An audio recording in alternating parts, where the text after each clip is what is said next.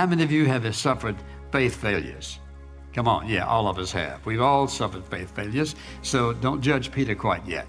So look what's happened in his life.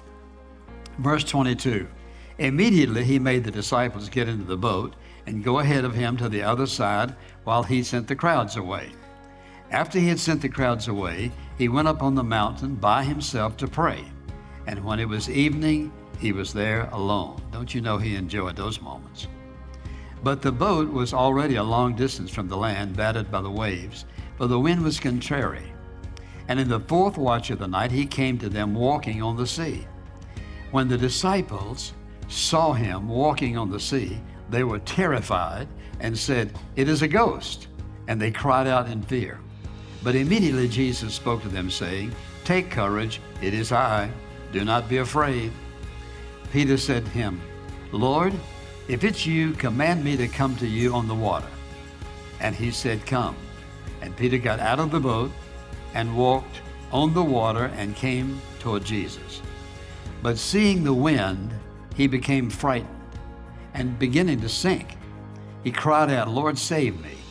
Immediately Jesus stretched out his hand and took hold of him and said to him, "You of little faith, why did you doubt?"